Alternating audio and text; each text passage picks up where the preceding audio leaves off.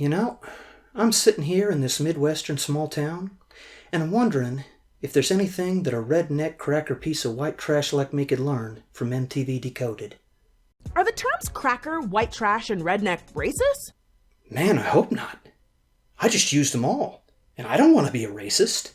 Often when we talk about white privilege, a common rebuttal is, I can't be privileged, I grew up poor, or tell that to a homeless person. But being disadvantaged in one area doesn't negate privilege in others. That's right. Because if you're homeless, but white, then, maybe you don't have money or furniture or opportunities or a roof or food. But even if you don't have any of the things that people should be able to take for granted in the modern world, you still have your white skin. And being homeless can't negate the privileges that your white skin gives you. I mean, just imagine if you were homeless and black. Now that would be a problem, because then you wouldn't have any privileges to go along with your daily struggle for survival. Take, for example, the terms cracker, white trash, or redneck. All of these terms have been aggressively used by a white upper class to insult a white underclass. Hey, look at that lower class redneck. Look at how poor he is. I mean, he's holding a beer bottle, he's so poor. I mean, without that, you might not realize he's poor. Or that he's a redneck. While these terms have become racialized over time, they have a classist origin that goes way back. Let's start with cracker. While linguistic history is always murky, recent research has shown that in the 16 and 1700s, British aristocrats used cracker as a shortened version of cracked brains, or idle-headed, to disparage lower-class people as dumb and lazy. It was then imported to colonial America and used by wealthy elites to disparage poor whites. A letter to the Earl of Dartmouth said, "I should explain to your lordship what is meant by crackers. They are a lawless set of rascals on the frontiers of Virginia, Maryland, the Carolinas, and Georgia, who often change their places of abode." Basically, it was a way to disparage people as lazy, lawless, and most importantly, landless, which is a hoity-toity way of saying poor. Thanks for explaining that letter. Damn, this woman is smart. I don't think I would have understood that without her help. So this term was started by rich white people to disparage poor white people. It was all about them being poor, not about them being white. Yeah, it wasn't about him being white. So it wasn't racist. It was not racist. That's important to know. I mean, it might have been vulgar and disparaging and insensitive, but it wasn't racist. It was all about them being poor, not about them being white. Hashtag historical context matters. That's right. Historical context matters. And some people think that modern context is more relevant to modern words and issues, but historical context really, really, really matters. It changes the whole discussion. Oh, and thanks, Franchesca, because I thought that my headlines are not reality hashtag was clumsy. Now I see it could have been a lot worse. White trash shows up next. It's believed to have originated in Baltimore in the 1820s as a way for Southern house slaves to disparage poor whites. Wait, say that again?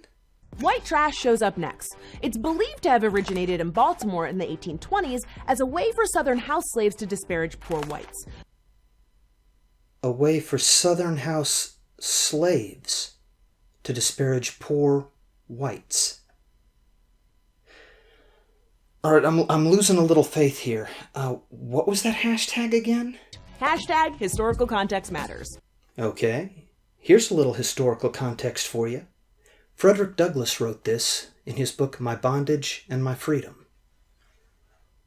A free white man, holding no slaves in the country, I had known to be the most ignorant and poverty-stricken of men, and the laughingstock even of slaves themselves, called generally by them in derision, poor white trash.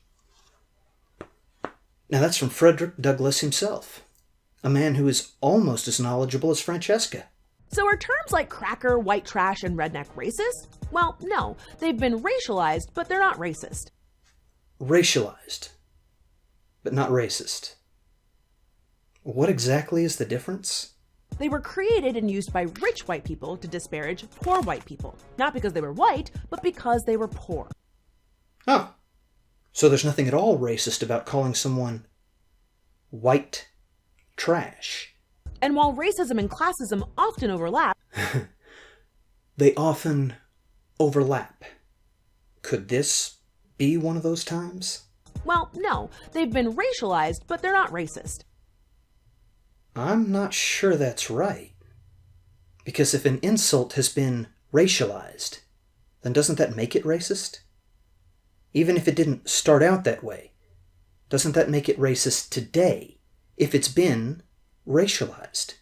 Hashtag historical context matters. Oh, that's right. I forgot. I mean, I'm still having trouble with this whole racialized but not racist thing because I don't see how an insult that has been racialized can avoid being racist. But let's move on. Remember, you can change your class, but you can't change your race. And that sounds an awful lot like you're implying that classism isn't as bad as racism. Does that mean that sexism isn't as bad as racism? Because you can change your sex. Wealthy and accomplished people of color still encounter racism. Just a few years ago, multi-billionaire Oprah Winfrey was in an upscale shop in Switzerland and was told she probably couldn't afford one of the pricey handbags she was looking at. That's because the shop attendant just saw a black woman in the store and not Mother Oprah. Damn! I can only imagine the heartbreaking reality check that Oprah must have gone through that day.